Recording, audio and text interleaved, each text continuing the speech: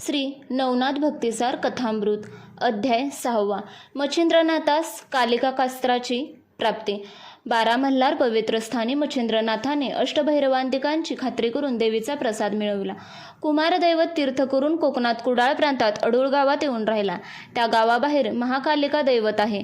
त्या देवताच्या दर्शनाकरता मच्छिंद्रनाथ गेला. ते कालिका दैवत आणि खडतर असून शंकराच्या हातातल्या कालिकास्त्राची तेथे स्थापना केलेली आहे. त्या अस्त्राने पुष्कळ दैत्यांचा प्राण घेतला म्हणून शंकर प्रसन्न होऊन त्या अस्त्ररूपी कालिकेस वरप्रदान देण्यास तयार झाले.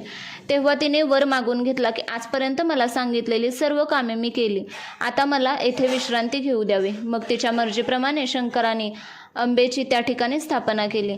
देवतांच्या दर्शनास्तव मच्छिंद्रनाथ देवालयात गेला व त्याने देवीचे दर्शन घेतले आणि प्रार्थना केली की मातोश्री, मी मंत्रकाव्य केले आहे, त्यास तुझे सहाय्य असावे आणि माझ्या हातात राहून माझी कवित्व विद्या गौरवून वरदान देऊन तू उदयास आणावे. अशा प्रकारची मच्छिंद्रनाथाने केलेली प्रार्थना ऐकून देवी संतप्त झाली. अगोदर त्या अस्त्रात श्रम झाले होतेच, तशात ते मच्छिंद्रनाथाचे भाषण ऐकून अग्नीत तूप पडल्यासारखे होऊन तिला अत्यंत राग आला व ती त्यास म्हणाली की अरे नष्टा, पतिता, मला फार श्रम झाले आहेत. असे असता मला आणखी दुःख देऊ पाहतोस. तू कवित्व विद्या निर्माण करून माझ्याजवळ वरप्रदान मागत आहेस. मग त्याने करून मला तू विघ्न करावयास आला आहेस. हे निवांत स्थान पाहून मी येथे येऊन राहिले. असे असता दुरात्म्या, मला त्रास देण्यास आला आहेस. तर आता माझ्या डोळ्यासमोर उभा न राहता चालता हो, नाहीतर तुला शिक्षा करेन. अरे शंकराच्या हातातील अस्त्र, ते मी तुझ्या हातात येऊन राहीन की काय? अरे मला बोलवण्यासाठी तुझ्या मनात शंका तरी कशी आली नाही? आता तू येथून निमूटपणे चालता हो, नाही तर व्यर्थ प्राणास मुकशील. हे भाषण ऐकून मच्छिंद्रनाथाने देवीस म्हटले की मी प्राणास मुकेन. ही गोष्ट तू स्वप्नात सुद्धा आणू नको. अगे, सूर्यबिंब अगदी लहान दिसते, परंतु ते त्रिभुवन प्रकाशित करते. त्याप्रमाणे मी माझा प्रताप दाखवून तुला क्षणात वश करून घेतो पहा. तेथे अंबा म्हणाली, भष्टा, तू कान फाडून हातात कंकण घालून व कपाळात शेंदूर लावून येथे येऊन मला भिववीत आहेस, पण मी या तुझ्या धमकीला भिणार नाही. अरे तुझी उत्पत्ती मला ठाऊक आहे. अरे बोलून चालून तुझा बाप कोळी, तू मासे मारून निर्वाह करावयाचा. ते सोडून का दिलेस? तुला दारिद्र्यालाही अस्त्रविद्या कशाला पाहिजे? तुला वाटत असेल की मी थोर प्रताप दाखवून भूतावळ वश केली, तशी ही देवी करून घेईन, पण मी तशापैकी नव्हे. तू पक्के समज, मी विष अस्त्र आहे. किंचित वाकडी नजर करीन तर सारे ब्रह्मांड ते घालून लोळवून टाकेन. तिथे तू आपला कशाचा दिमाग दाखवतोस? तेव्हा मच्छिंद्रनाथ म्हणाला, देवी, मी सांगतो ते ऐक. बळी वामनाला मशका समान समजत होता, परंतु त्यालाच परिणामी पाताळलोक पाहावा लागला. हे भाषण ऐकून देवीस अतिशय राग आला. ती त्यास म्हणाली, तुझमध्ये कोणता प्रताप आहे तो मला आत्ताच दाखव. तेव्हा मच्छिंद्रनाथ म्हणाला की तू शंकराच्या हातामध्ये राहून मोठमोठाले पराक्रम केल्याचा दिमाग मला दाखवित आहेस, तर तो तुझाच प्रताप आता मला दाखव. याप्रमाणे मच्छिंद्रनाथाचे भाषण ऐकून भद्रकाली सिंहासारखे आरोळी मारून आकाशात प्रकट झाले. इतक्यात भयंकर शब्द होऊ लागला की जोगड्या, आता आपला प्राण वाचव. तू आपल्या गुरुचे स्मरण कर, कारण वज्रास्त्राने जसा पर्वताचा चुराडा होतो तसा तुझ्यामुळे पृथ्वीचा होईल. अरे ही कालिकाच पृथ्वी सपाट करून टाकण्यास तयार झाली आहे. आता तुझा निभाव कसा लागेल? अशी बरीच धमकावण्याची भाषणं ऐकून मच्छिंद्रनाथाने ऐकून घेतल्यानंतर तो तिला म्हणाला, तू पाहिजे तसे बोलतेस तरी तुझ्यापासून माझी काही वाकडे व्हावयाचे नाही. असे म्हणून त्याने भस्म हातात घेतले व वासवशक्ती मंत्र जपून ते भस्म आकाशात फेकून दिले. तेव्हा ती दैप्यदीप्यान वासवशक्ती तत्काळ प्रकट झाली. सूर्याच्या हातचे वासवास्त्र आणि शंकराच्या हातचे भद्रकाली किंवा कालिका अस्त्र या उभयांत्याचे युद्ध सुरू झाले. दोन्ही अस्त्रांची झोंबी लागून ती एकमेकांवर प्रहार करीत होती. झगडता झगडता शेवटी कालिकेने वासवशक्तीचा पाडाव केला आणि मोठ्या आवेशाने ती मच्छिंद्रनाथावर चालली. हे नाथाच्या लक्षात येताच त्याने पुन्हा भस्म घेऊन एकादश रुद्र मंत्रयोग सिद्ध करून फेकताच एकादश रुद्र प्रकट झाले.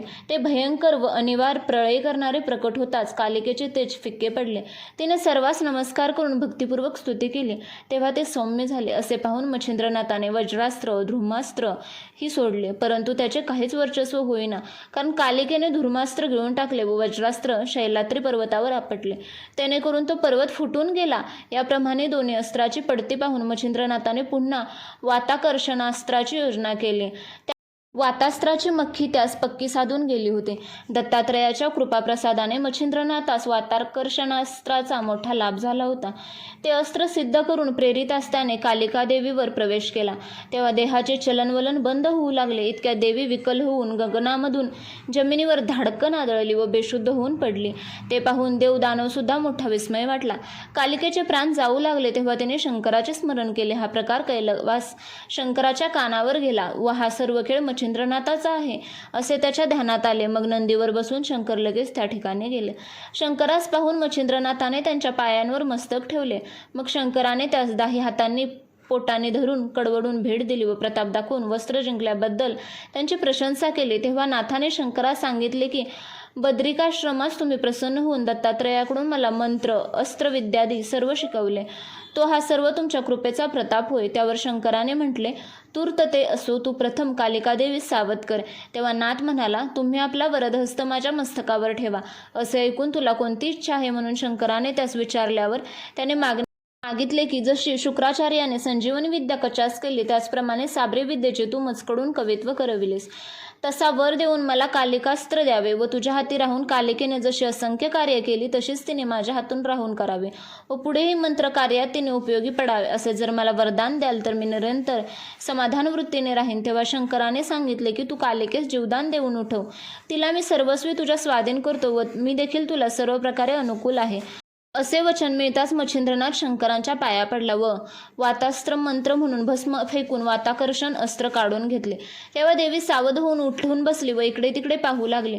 तो शंकरास तिने पाहिले. मग ती झटकन येऊन त्यांच्या पाया पडली व प्रसंगी कैवार घेऊन प्राण वाचवले वगैरे बोलून तिने त्यांची स्तुती केली.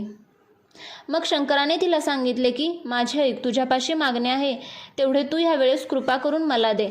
तेव्हा कोणता हेतू आहे म्हणून देवीने शंकरास विचारल्यावर सांगितले की माझ्या हातात तू बहुत दिवस राहिलीस. मग आता तू जगाच्या उपकारार्थ मच्छिंद्रनाथास सहाय्य व्हावे.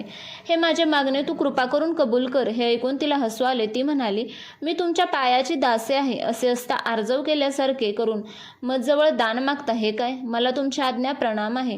जिकडे पाठवाल तिकडे मी जाईन. मग तिने मच्छिंद्रनाथास बोलावले. तो येताच देवीने त्यास आलिंगन दिले व मी सर्वस्वी तुला सहाय्य आहे असे वचन देऊन तिने समाधान केले.